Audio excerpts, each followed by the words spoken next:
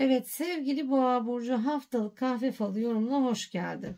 Bakın Boğa burcunu bu hafta itibariyle neler bekliyor? Şöyle bir yorumlamaya çalışayım. Görüyorsun Boğa burcu, dileğin tutmuş. Bu hafta Boğa burçlarının gerçekten tüm dilekleri bir bir gerçekleşiyor. Özellikle bakın mali anlamda resmi onay süreçleri, iş konuları, her şeyiniz bakın dört dörtlük. Çifter çifter. Ne düşünüyorsanız bakın, iş mi? Çifter çifter. Para mı? Çifter çifter. Kısmet mi? O da çifter çifter. Bir de hanenize insanlar taşıyor bakın. Bir bereket, bir bolluk. Bunlar akrabalarınız mı bilmiyorum. Arkadaşlarınız mı bilmiyorum, olabilir. Kalabalık bir çevre hanenize yardım içerisinde. Her koldan, yani arkadaş çevrenizden olsun, akrabalarınızdan olsun, ufak da olsa katkılar geliyor. Her şeyiniz iyiye doğru gidiyor bakın. Ve Boğa burcunda inanın bir milat var. Yani hayatınız değişecek. Özellikle de bu iş konuları bakın çok aydınlık. Peş peşe bakın 3 tanesi bir yerde, 3 tanesi bir yerde. Yani bunlardan 3 tanesi resmi, 3 tanesi serbest gibi. Bu kadar mı kısmetli olur? Yani hani siz sanki böyle elinizde bir değnek karar vermeye çalışıyorsunuz falan gibi. Çok güzel. Ama bütün bunların altında inanın, daha doğrusu hepsinin üzerinde Allah'ın desteği çok net. Sanki çok dua etmişsiniz ve sihirli bir dokunuş olmuş size, biliyor musunuz? Hani gök kapıları açılmış, bir ilahi bir yardım gelmiş gözüküyor. Sevgili Boğa burcu. Neden bu kadar ah etmişsiniz? Çünkü bu hafta çok sıkıntılı bir süreç geçirmişsiniz ve yandım derken her şey bir anda açılmış gözüküyor bakın. Size öyle bir özelliğiniz var. Yandım demeden gelmiyor bakın. Yani bir kahrediyorsunuz bir şey, o an hemen bir Hızır gibi yetişir derler ya. Böyle bir şeyle karşılaşıyorsunuz. Biliyorsunuz da aslında. Yani böyle olacağını biliyorsunuz. Buna rağmen isyana giriyorsunuz filan.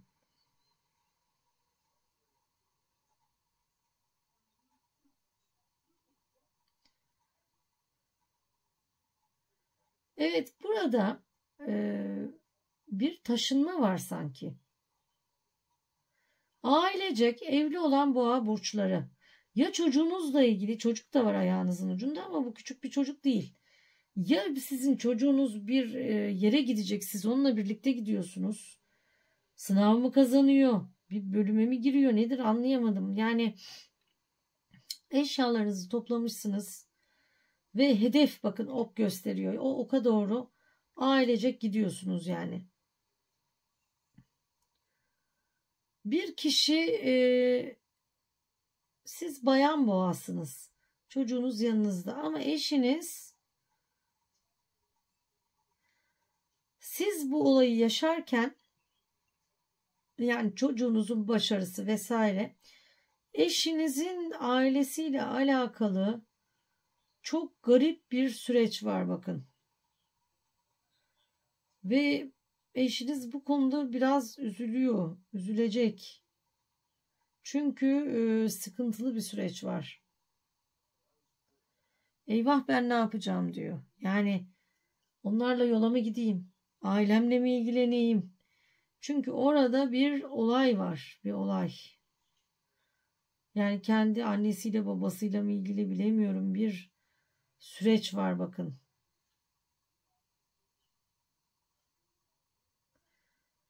Ve 9'u itibariyle bakın sanki böyle bir olaylar döngüsü var. Evet, Boğa burcunda hep 9 rakamı var.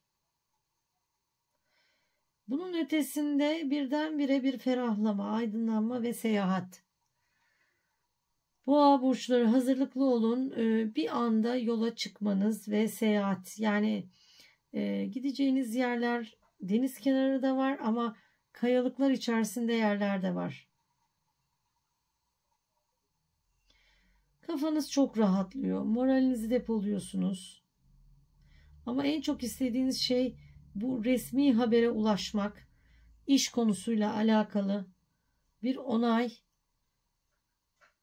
Bakın hepsi ayağınıza seriliyor. Çünkü dediğim gibi bu iş konusunda olsun, şey konusunda olsun ani üzüntülü ve kahretmiş bir döneminiz var. Yalvarmışsınız ve ilahi yardım derhal gelmiş bakın. Hani sihirli değnek size dokunmuş gibi. Çok güzel.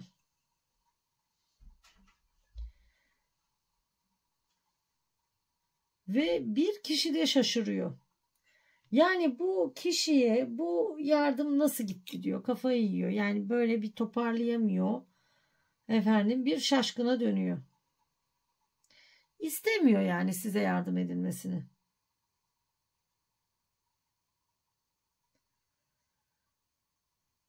Bakın ilahi yardım da şöyle söyleyeyim. 3 kere geliyor. Şu an zaten bir tanesi vuku bulmuş vaziyette. 2 dokunuş daha var size bakın. Çok güzel. Burada hane içerisinde ya bir yaşlınız var.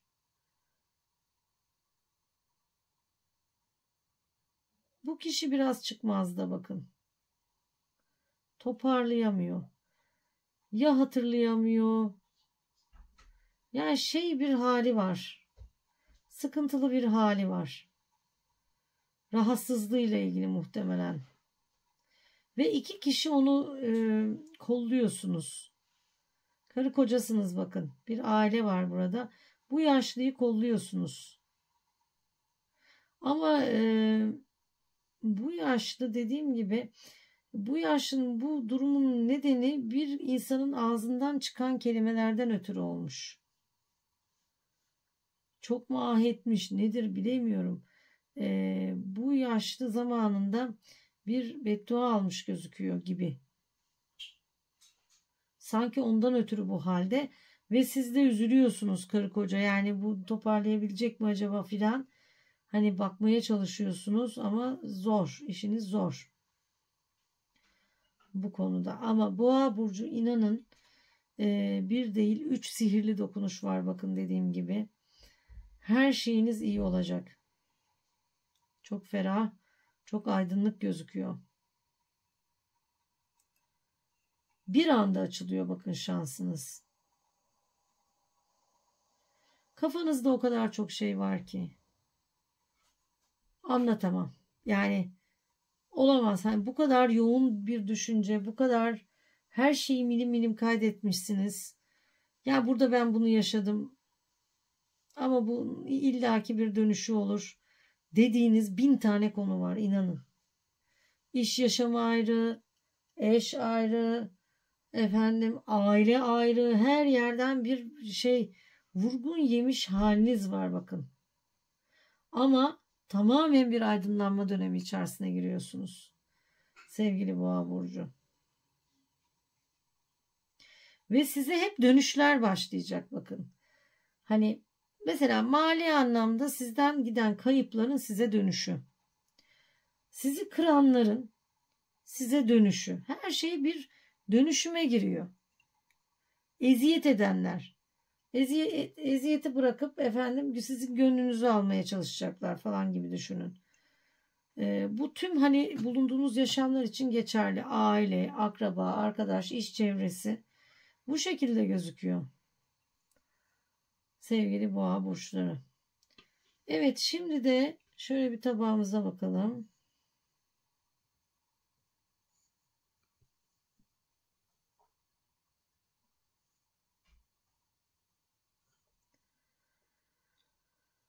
Bekar olan Boğa burcu. Karşılıklı bir konuşmam var. Ama şunu bil ki yani neden diyorsun hani neyi bekliyoruz? Karşındaki insan araç almayı bekliyor. Yani komik ama bu. Ben şu arabayı alayım da hani derdi o. Halbuki hani evlilik olup arabayı ondan sonra da alabilir. Yani hani bu kadar arabayı kafasında büyütmesi bir saçma bir durum. Bu konuda sizin ikna gücünüz önemli. Çünkü bu araba konusu çok büyümüş ve olamamaya başlamış. Yani araba hayali birdenbire kabusa dönüşmüş. Ya ailesi istememiş onun araba almasını, anlayamadım, çözemedim. Ters dönmüş bir şeyler olmuş yani. Ama siz bu konuda onu aydınlatabilirsiniz. Şu an almak zorunda değil. Zaten uygun zaman değil. Bütçesini tamamen evlilik konusuna yönlendirmek sizin elinizde, bakın. Tabi bu söylediğim bekar olan boğa burçları için geçerliydi. Evli olan boğa burçları. Erkek boğa burcu. Bir iş anlaşman var. Bu bir akrabanla. Yani karşılıklı önce bir atışıyorsunuz zaten. Yani zamanında sen bu parayı bana verseydin, ben ihyaydım diyorsun.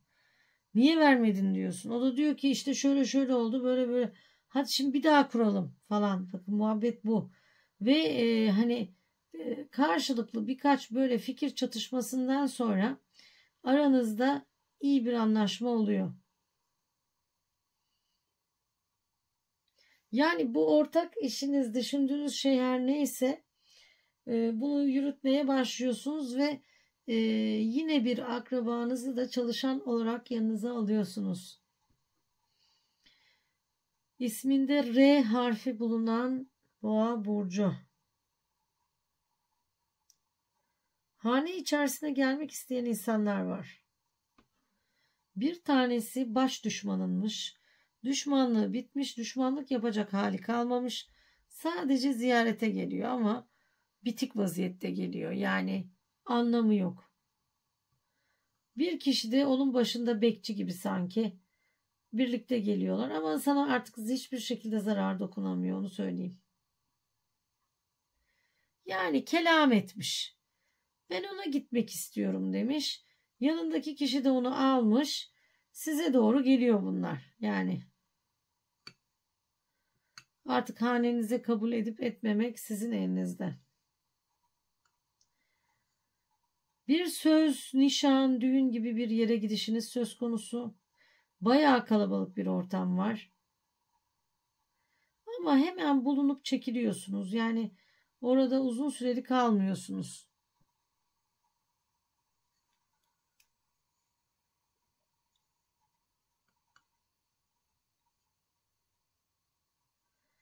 Evet, yeni evli olan, bebek beklentisi içerisinde olan boğa burcu.